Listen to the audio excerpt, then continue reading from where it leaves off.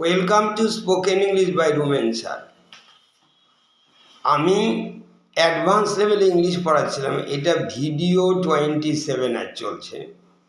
সেটা 27-এ প্রথমে বলছি যে ভার্ব প্লাস দ্যাট ক্লজ, যেমন আমরা বলি এরকম হয়, I suggested that Ram should buy a car. So I suggested যে that plus Ram should buy, ওরকম I advised that Ram should buy a car. I insisted মানে জেদ ধরা, I ordered that Ram should buy, এরকম বলা যাবে। I say that এরকম suggest, কিন্তু এইবার দেখো অ্যাডভাইস আর অর্ডারের ক্ষেত্রে আবার এরকম I advised Ram to buy a car, কিন্তু এইটা কিন্তু সাজেস্টের ক্ষেত্রে হয় না। যেমন I suggested Ram to buy a car, এটা কিন্তু wrong English. I advised Ram to buy a car, এটা right English. Similarly, I ordered Ram to go there, বা I ordered Ram to do it, এরকম হবে।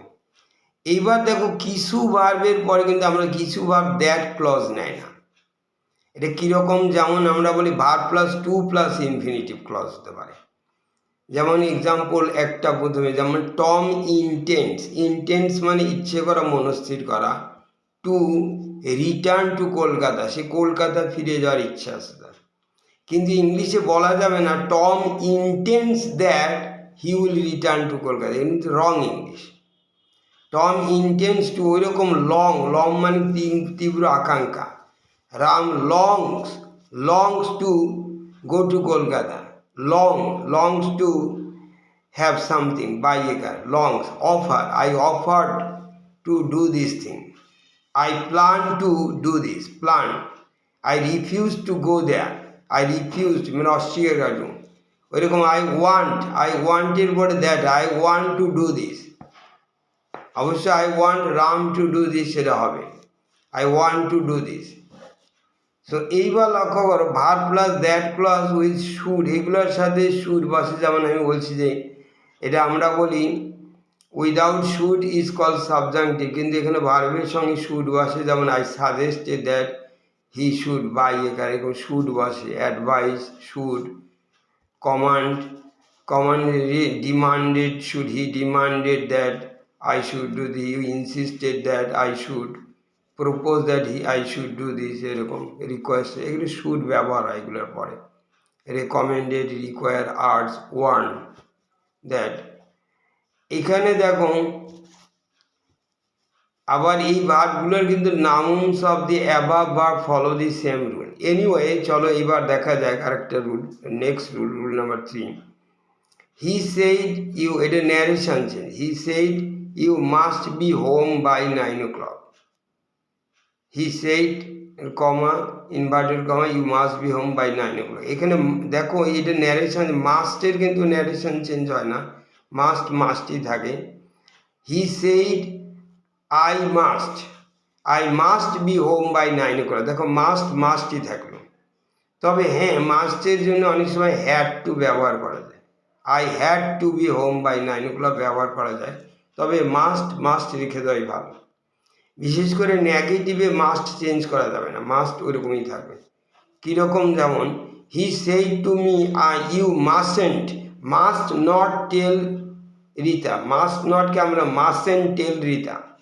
হি said to me you mustn't tell Rita, এটাকে যদি আমরা change করি narration, he told me that I mustn't tell Rita, he told me, বা he Warne মানে সাবধান করে দিল, দ্যাট আই মাস্টেন্ট, ওই দেখো মাস্টেন্টই থাকলো।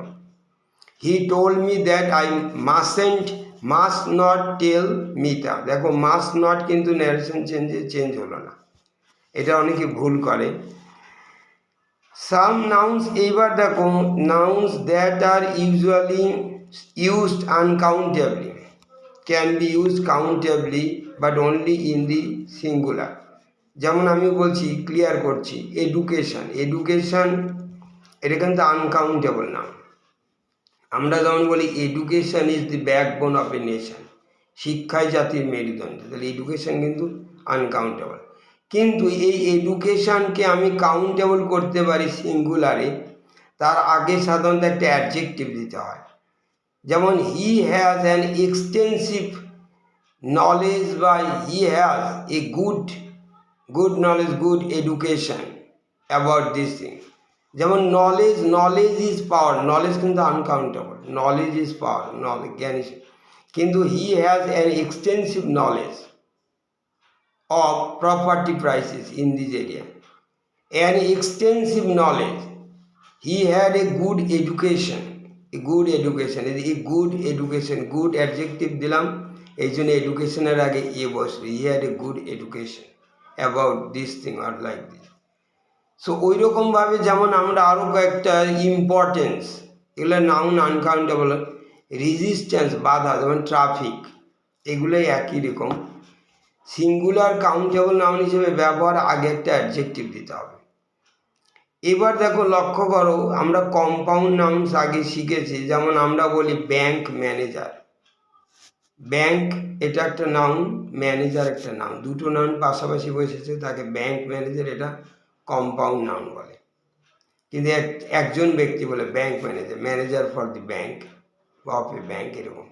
কিন্তু অনেক সময় দুটো নাউন, যারা আমি যেমন একটা যেমন আমি বলছি, যেমন বুক শপ মানে বইয়ের দোকান, কিন্তু এটা কিন্তু দেখো লক্ষ্য করো, প্রথম নাউনটা অ্যাডজেক্টিভের মতো কাজ করে, তো এটা কখনো প্লুরাল হয় না। যেমন এ বুক শপ, বুকস শপ বলা যাবে না, বুক শপ, প্রথমটা বুকস হবে না, বুক শপ। এ কার পার্ক, এ শু শপ, জুতোর দোকান, কিন্তু শুজ শপ হবে না, এটা ভুল ইংলিশ। তারপরে দেখো, কিন্তু এখানে কয়েকটা নাউন আবার এইরকম ব্যতিক্রম, কীরকম, যেমন এ ক্লোথ শপ, ক্লোথস মানে জামা কাপড়, ড্রেসেস, পোশাক, ক্লোথ শপ হবে। এ কাস্টমস অফিসার হবে, এটা আবার প্রথমটা দেখো, কাস্টমস মানে কি, যেটা কাস্টমস ডিপার্টমেন্টে কাজ করে, ট্যাক্স ডিপার্টমেন্ট অফিসার। তারপরে দি আর্মস ট্রেড হচ্ছে, মানে যেটা আর্মস হচ্ছে অস্ত্র শস্ত্র ব্যবসা, তাকে আমরা বলি আর্মস ট্রেড, ওকে। তারপরে দেখে কমিউনিকেশনস নেটওয়ার্ক হয়, দি পাবলিকেশনস ডিপার্টমেন্ট হয়, এ সেভিংস অ্যাকাউন্ট হবে, এরকম হবে। এ গ্লাসেস কেস হয়। দেখো আর্টিকেল আমরা বলি, আমরা জানো an, MP, an, MBBS, M এর আগে মনে হচ্ছে যে ভাওয়েল সাউন্ড হয়, এন, এফবিআই, এরকম আমরা বলি। কিন্তু বাট দেখো ন্যাটোর ক্ষেত্রে কিন্তু এ ন্যাটো হবে, ন্যাটো উচ্চারণ প্রথমে হচ্ছিল কনসোনেন্ট সাউন্ড, যেমন এ ফিফা হয়, এ ফিফা অফিসিয়াল, এরকম। We can say I will be in Japan for 1 year or a year. এবার আমরা দেখো ওয়ান আর এর মধ্যে পার্থক্য, একই দুটো মানে এ, কিন্তু আমরা একটু পার্থক্য দেখো, ডিফারেন্স আমি দেখে, a boy is coming, a boy is coming, দুই রকম, আ বয় জোর কম, আ বয় ইজ কামিং, আ বয়। কিন্তু এ বয় বলতে আমি বলতে চাচ্ছি one boy is coming, not two, অর্থাৎ ওয়ান মানে জোর দিতে গেলে ওয়ান বয় ইজ কামিং, মাত্র একটা ছেলে আসতেছে, ওয়ান গার্ল ইজ কামিং। কিন্তু ওয়ানের উপরে জোর বেশি, ওয়ান যখন জোর হয় তখন এ বয় মানে একটা বয় মানে ওয়ান বয় বোঝায়, আর আ বয় ইজ কামিং এটা জোর নেই, আ বয় ইজ কামিং, জোর না থাকলে আমরা এরকম উচ্চারণ করি। Do you want 1 pen or 2, ওয়ানের জোর বেশি আর এ কিন্তু জোর কম, তাও জোর দেওয়া যায়। When we want to emphasize that we can't say exactly which person or thing, এখানে দেখো we are talking about, এখানে আমরা অনেক সময় যেমন সাম কথাটা আমি ব্যবহার করি, সাম কথাটা আমরা সবসময় প্লুরাল ব্যবহার করি, plural. Some boys are coming, some plural, some students are going, এরকম, আই নিড সাম বুকস। কিন্তু যদি সাম যখন অনেক সময় যখন একটা অপরিচিত আননোন কোনো কিছু বোঝাতে, আমরা সাম কিন্তু সিঙ্গুলারে ব্যবহার করি। কীরকম, যেমন আমি যদি বলি যে I was asked a really difficult question by some student, আমাকে কোনো একটা স্টুডেন্ট, কোনো একজন বোঝায়, এটা আনসার্টেন, কোনো একজন স্টুডেন্ট একটা খুব কঠিন প্রশ্ন করেছিল, some student asks me, some students না, একটা পার্টিকুলার সাম স্টুডেন্ট, কিন্তু আই ক্যানট রিমেম্বার, আমার মনে নেই কে যেন এই প্রশ্ন করেছে, কোনো একজন এরকম বাংলা বুঝাইতে সাম স্টুডেন্ট, নট সাম স্টুডেন্টস, তো নর্মাল, সাম স্টুডেন্ট মানে কয়েকজন ছাত্র, সাম স্টুডেন্টস আর কামিং।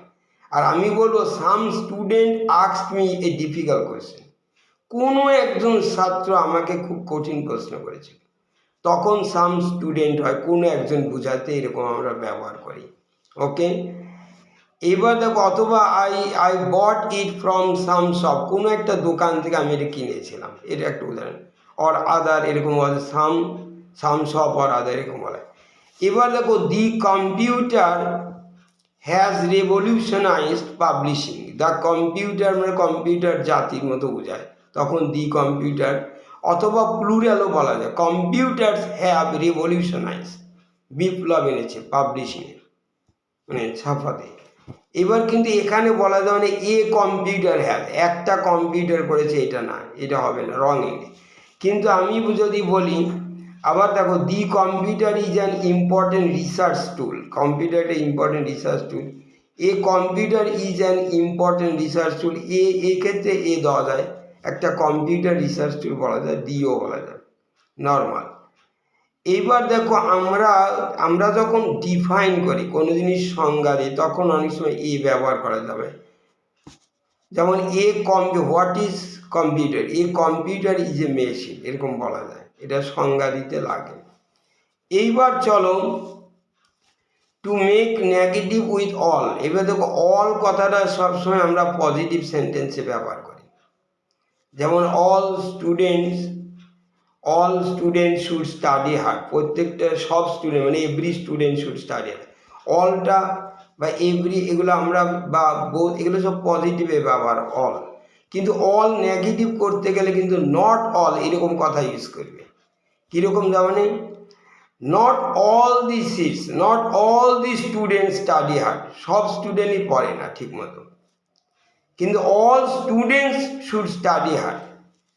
এরকম আমরা বলি নট অল কথাটা এরকম ব্যবহার করা যায়, কিন্তু not all of them are doing it, তাদের সবাই এটা করছে না, নট অল এই কথাটা আমরা প্রচলিত আছে, কিন্তু অলের সাথে কিন্তু নট নর্মালি বসে না, যেমন অল আর নট হ্যাপি, সবাই সুখী না, এটা কিন্তু wrong English, not all are happy এরকম বলতে হবে।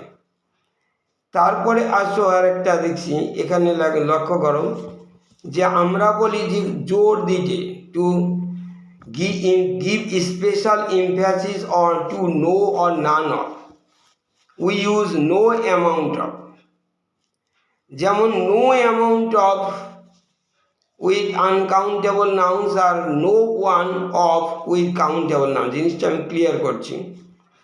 যেমন she was so seriously ill, সে এতটাই অসুস্থ ছিল, that no amount of expensive treatment could cure her, কোনো পরিমাণ এক্সপেন্সিভ দামি ট্রিটমেন্ট তাকে কিওর করতে পারবে না। আমি জিনিসটা ক্লিয়ার করি, যেমন শুধু নো দিলে জোর কম, যেমন no treatment, no expensive treatment could cure, এটা একটু জোর কম, কিন্তু no amount of expensive treatment এটা বললে জোর বেশি। আমি আবার দেখো, not one member of the history department attended the meeting, not one, no, এই দেখো no member of the history department, সেটা একটা not one দিলে একটু জোর বেশি, এতে not one of the 10 students was able to, none of the 10 students, আমরা এরকম অনেক সময় বলি none of the 10 students মানে 10 জনের একজন কিন্তু উত্তর দিতে হবে, none of the 10 students could বা was able to answer it, none of the 10 students বলা যায়, কিন্তু এটাকে জোর দিতে not one of the 10 students, 10 জনের একজনও কিন্তু এটা উত্তর দিতে পারেনি, এরকম। Thank you.